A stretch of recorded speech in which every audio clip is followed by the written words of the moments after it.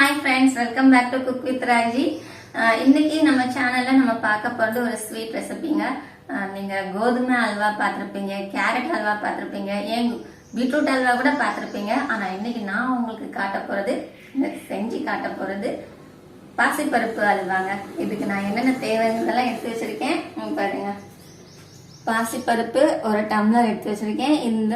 எந்த அளவுக்கு பாசிப்பருப்பு எடுத்து வச்சிருக்கேன்னா அதே அளவுக்கு சர்க்கரை எடுத்து வச்சிருக்கிறேன். அப்புறம் நட்ஸு நான் நிலக்கடலை பருப்பு, உடைச்ச பருப்பு எடுத்துருக்கிறேன் பாருங்க. நல்லா தோலெல்லாம் உரிச்சு ரெண்டா உடைச்சி வச்சிருக்கேன். அதே மாதிரி முந்திரி பருப்பு அதையும் ரெண்டா உடைச்சி வச்சிருக்கிறேன். அப்புறம் தேவைக்கு நெய்.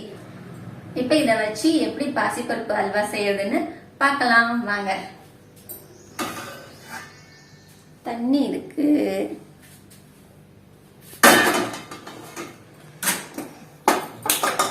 ஸ்டவ்ல ஒரு பேனை வச்சு ஸ்டவ்வை பற்ற வச்சு தண்ணி இல்லாம பார்த்துக்கலாம். இது தண்ணி இருக்கக்கூடாது சுத்தமா. பாசிப்பருப்பை நல்லா முதல்ல கிளீன் பண்ணி எடுத்து வச்சுட்டேங்க. இதை அப்படியே போட்டு வறுத்துக்கிட வேண்டியதான். பாத்திரத்துல தண்ணி இருக்கும் போது போட்டுறாதீங்க, அப்புறம் ஒரு மாதிரி நமத்து போன மாதிரி ஆகும்.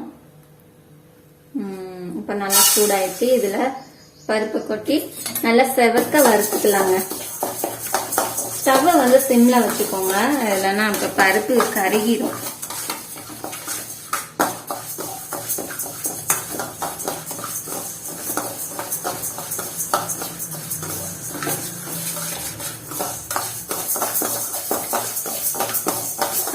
இப்போ நல்லா செவந்து வந்துருச்சுங்க. இந்த அளவுக்கு வந்தா போதும். இப்ப இந்த ஸ்டவ் ஆஃப் பண்ணிடலாம். ஆஃப் பண்ணிட்டு பருப்பை நல்லா ஆற விட்டுறலாங்க. இது பருப்பு நல்லா ஆறுனதுக்கு அப்புறம் நம்ம மிக்சி ஜார்ல போட்டு இந்த பருப்பை நல்லா பவுடர் ஆக்கி எடுத்துக்கலாம். சூடா இருக்கும்போது ஜார்ல போட்டுறாதீங்க. இப்போ இத ஒரு தட்டுல கொட்டி ஆற வச்சுக்கலாங்க.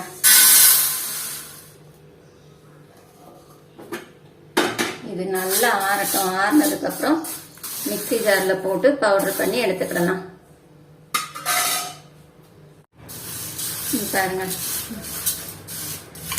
நல்லா ஆறிடுச்சு. இந்த மாதிரி ஆறுனதுக்கு ஒரு 20 நிமிஷம் அப்படியே விட்டுட்டேங்க. 20 நிமிஷத்துல நல்லா ஆறிடுச்சு. கொஞ்சம் கூட சூடு இல்லை. இப்ப இத நம்ம மிக்சி ஜார்ல போட்டுக்கலாங்க.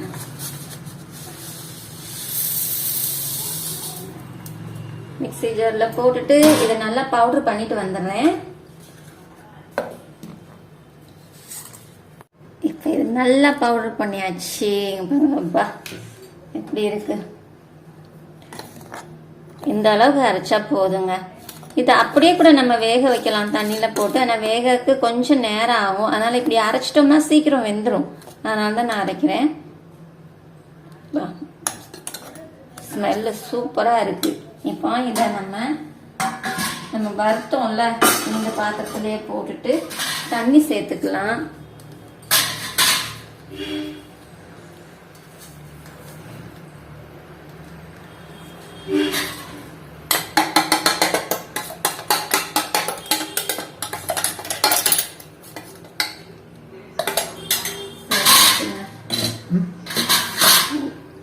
தண்ணி சேர்த்துக்கலாம். தண்ணி எவ்வளவுன்னா நம்ம இதுக்கு வேகிறதுக்கு எவ்வளவு தேவையோ அவ்வளவு சேர்த்துக்கோங்க.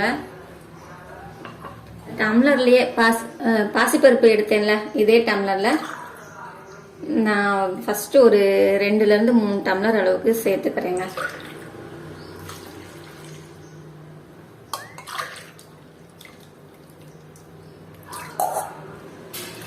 மூணு டம்ளர் தண்ணி சேர்த்துருக்குறேன். தேவைப்பட்ட அப்புறம் சேர்த்துக்கலாம். ஏன்னா கரெக்டா வேகணும்ல. நீங்க ஸ்டவ்வை பத்த வைக்கிறதுக்கு முன்னாடி இது நல்லா கலந்து விட்டுருங்க. தண்ணியில இந்த பருப்பு, இந்த மாவு இருக்குல்ல, ஃபுல்லா கரைஞ்சிடணும்.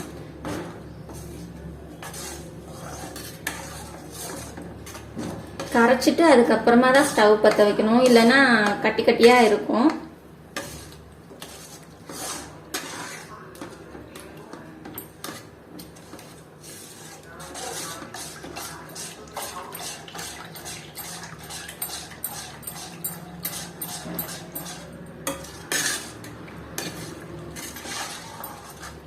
இது நீங்க வேகிறத பொறுத்து தண்ணி சேர்த்துக்கலாங்க.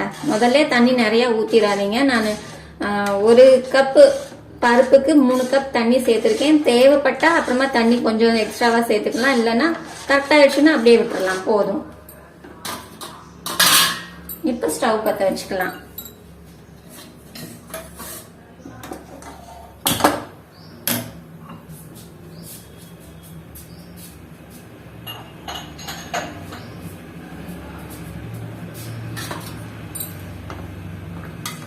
இது நல்லா வேக விடுங்க, அப்பப்ப கிண்டி விட்டுட்டே இருங்க, சீக்கிரம் வெந்துடும்.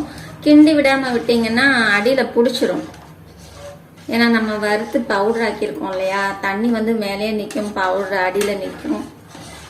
இது கிண்டி விட்டுட்டே இருந்தோம்னா சீக்கிரமா வெந்துடும். வேக வேக எவ்வளவு கட்டி ஆயிடுச்சு பாருங்க.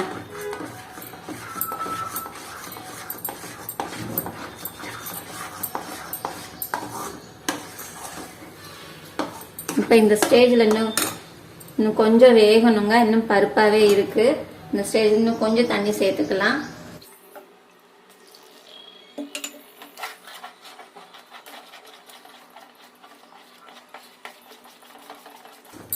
நாலு டம்ளர் தண்ணி ஊத்திருக்கேங்க. இப்ப தொட்டு பார்க்கலாம். இப்ப நல்லா வெந்துருச்சுங்க. அப்படியே கொஞ்சம் குருணையா தெரிஞ்சது. இப்ப நல்லா வலுவலுன்னு நல்லா வெந்துருச்சு. இப்ப இந்த ஸ்டேஜ்ல நம்ம எடுத்து வச்சிருக்கிற சர்க்கரைய சேர்த்துக்கலாம்.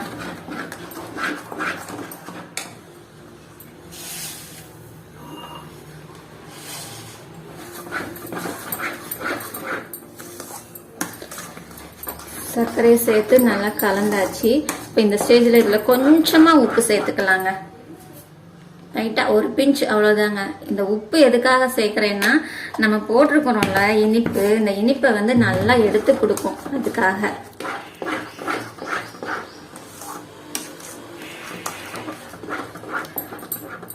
சர்க்கரை நல்லா கரைஞ்சி, சர்க்கரை சேர்த்ததுக்கு அப்புறம் கொஞ்சம் இலகுன மாதிரி இருந்ததுல இதுவும் நல்லா கட்டியா வரணுங்க. கட்டியா வந்ததுக்கு அப்புறமா நம்ம கொஞ்சம் நெய் சேர்த்து அப்பப்ப கிண்டி விட்டுக்கலாம். ஸ்டவ் ஃபுல்லா சிம்ல வச்சிருக்கேன். சிம்ல வச்சுதான் இதை வந்து நீங்க கிண்டி விடணும். ஹைல வச்சீங்கன்னா நடுவுல பிடிச்சிடும். இப்ப இந்த அளவுக்கு வந்ததுக்கு அப்புறம், இந்த ஸ்டேஜ் வந்ததுக்கு அப்புறம் நெய் சேர்த்துக்கலாங்க.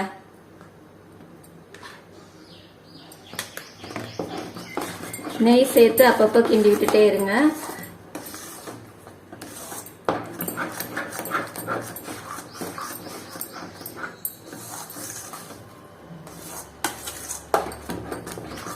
இப்ப நெய் ஊத்துனதெல்லாம் உள்ள போயிடுச்சா? நெய் ஊத்துன மாதிரியே தெரியலையா? இந்த ஸ்டேஜ் வரும்போது மறுபடியும் ஒரு 2 ஸ்பூன் நெய் ஊத்திக்கலாம். இந்த மாதிரி ஒரு 3 தடவை நம்ம செஞ்சா போதும். அதுக்கப்புறமா நம்ம ஊத்துன நெய்யெல்லாம் தனியா பிரிஞ்சு வரும். அந்த ஸ்டேஜ்ல ஸ்டவ் ஆஃப் பண்ணிக்கலாம். இந்த ஸ்டேஜ்ல இன்னும் கொஞ்சம் நெய் சேர்த்துக்கலாங்க.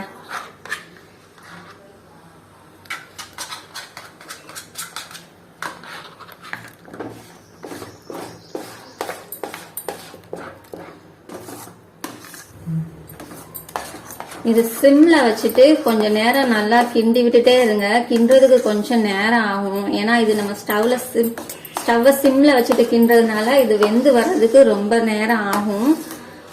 கை வலிக்குதுன்னு விட்டுறாதீங்க. பாருங்க, இந்த மாதிரி கிண்டிட்டு அந்த எண்ணெய் நம்ம ஊத்துனோம்ல நெய், அந்த நெய் எல்லாம் தனியா பிரிஞ்சு வர்ற வரைக்கும் நீங்க கிண்டி விடுங்க. இது வந்து எப்படி வெந்துருச்சுன்னு பதம் பாக்குறதுன்னா, பாத்திரத்துல ஒட்டாத அளவுக்கு வரணும். அந்த அளவுக்கு நீங்க கிண்டி விட்டுக்கோங்க. நெய் வந்து இப்பதான் தனியா பிரிஞ்சு வர ஆரம்பிச்சிருக்கு. இன்னும் கொஞ்சம் நல்லா பிரிஞ்சு வரணும். இந்த அளவுக்கு வந்தா போதுங்க. இப்ப ஸ்டவ் ஆஃப் பண்ணிடலாம். ஆஃப் பண்ணிட்டு அடுத்ததான் இதுல நம்ம முந்திரி பருப்பு, அந்த கடலை இருக்குல்ல, உடைச்ச கடலை, அது சேர்க்கணும். அது சேர்த்துக்கிடுவோம்.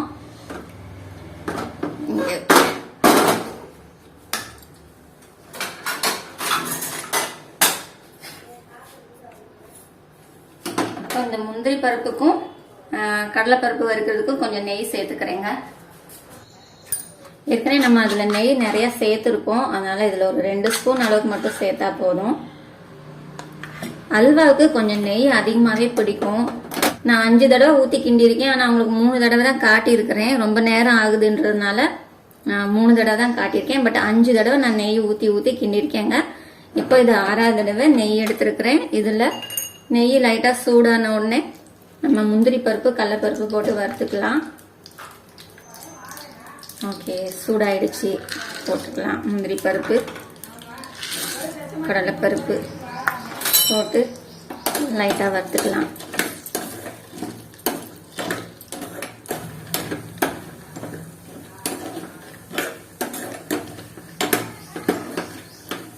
ஓகே, இந்த அளவு வறுத்தா போதுங்க. இதில் பாதாம் பருப்பு கூட சேர்த்துக்கலாம். உங்கள் எந்த பருப்பு பிடிக்குதோ உங்களுக்கு அதை நீங்கள் சேர்த்துக்கோங்க. எனக்கு கடலைப்பருப்பு ரொம்ப பிடிக்கும், அதனால நான் கடலைப்பருப்பு சேர்த்துருக்கேன். இப்போ இதையும் நல்லா கிண்டிக்கலாம்.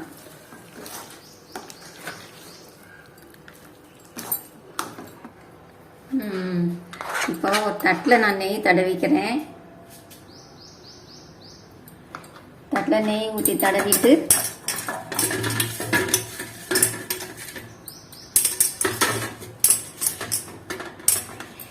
இந்த ஹல்வாவை இதில் போட்டுடலாங்க.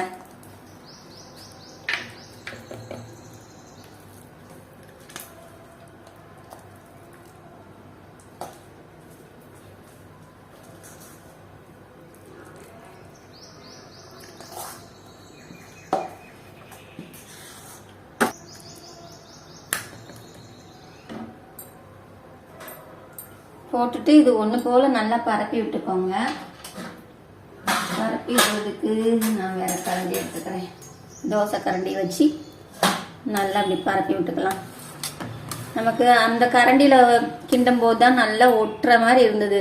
இதில் இப்படி பண்ணும்போது ஒட்டாது. பார்க்குறதுக்கு உங்களுக்கு ஒட்டுற மாதிரி தெரியும், ஆனால் ஆறிடுச்சுன்னா அந்த அளவுக்கு ஒட்டாது. நல்லா நீட்டாக வந்துடும்.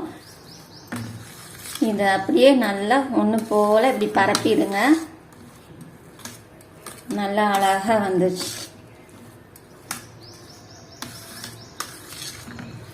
சூடு ஆறுனதுக்கப்புறம் நம்ம இதை எடுக்கும்போது கையில் ஒட்டாதுங்க. நல்லா நீட்டாக வந்துடும்.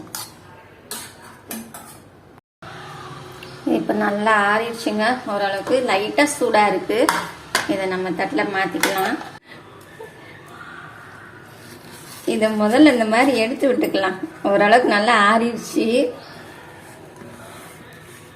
எடுத்து விட்டுட்டு அப்புறமா வச்சு தட்டுவோம். அப்பதான் வரும், இல்லைன்னா வராது. இவங்க வேற குறுக்க வந்துட்டாங்க.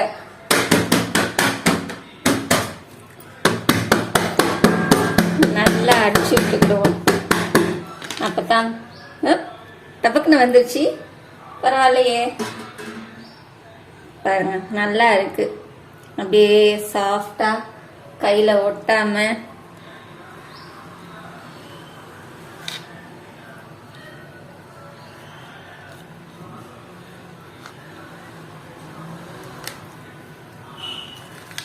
பாசிப்பருப்பு ஹல்வா ரெடிங்க. இதை நம்ம இப்படி கட் பண்ணியும் சாப்பிடலாம், இல்லை அப்படியே நம்ம கிண்ணத்துல வச்சு சாப்பிடலாம். இது ஸ்லைஸ் பண்றதும் பண்ணாததும் உங்க இஷ்டம். எனக்கு இப்படி பண்ணணும்னு ஆசை, அதனால நான் பண்ணேன்.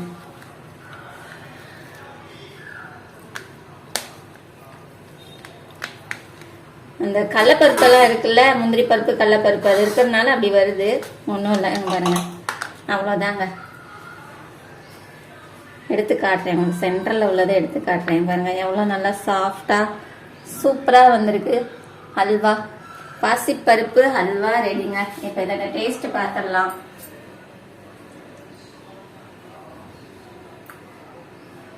ரொம்ப ரொம்ப சூப்பராக இருக்குங்க. ஆனால் இதில் ஒரு விஷயம் என்ன தெரியுமா? இருமா தரேன். ரொம்ப நேரம் கிண்டணுங்க. கிண்டி எனக்கு கை இந்த விரல் வலிச்சிருச்சு. அதுதான் ரொம்ப நேரம் கிண்டணும். அதுவும் இல்லாமல் நான் எடுத்துக்கிட்ட பாத்திரம் அடிகனம் வந்து கம்மியாக இருக்கிறதுனால ஒரு பக்கம் கிண்டுறது கூட இந்த பக்கம் பிடிக்க ஆரம்பிச்சது. ஸோ நீங்கள் கிண்டும் போது அடியில் கனமாக இருக்கிற பாத்திரத்தை வச்சு பண்ணுங்க. அது ரொம்ப ஈஸியாக இருக்கும். அடியில் பிடிக்காது, ரொம்பவே நல்லா வரும். இதுவும் டேஸ்ட், ஆனால் டேஸ்ட் வந்து ரொம்ப சூப்பராக இருக்குங்க. நீங்கள் செஞ்சு பாருங்க, உங்களுக்கு ரொம்ப பிடிக்கும். நிறைய பேர் வெயிட்டிங்கில் இருக்காங்க இங்கே இந்த ஹல்வாக்காக. சரிங்க, இந்த ரெசிபியை நீங்களும் செஞ்சு பாருங்க. உங்களுக்கு எப்படி வந்ததுன்னு கமெண்ட் பாக்ஸில் கமெண்ட் பண்ணுங்க. இந்த வீடியோ பிடிச்சிருந்தா வீடியோக்கு லைக் பண்ணிருங்க. அப்புறம் நம்ம சேனலை என்ன நீங்க சப்ஸ்கிரைப் பண்ணாம பார்த்துட்டு இருக்கீங்கன்னா உடனே சப்ஸ்கிரைப் பண்ணிருங்க. மறுபடியும் அடுத்த வீடியோல இன்னும் ஒரு சூப்பரான ரெசிபியோட பாக்குறேங்க.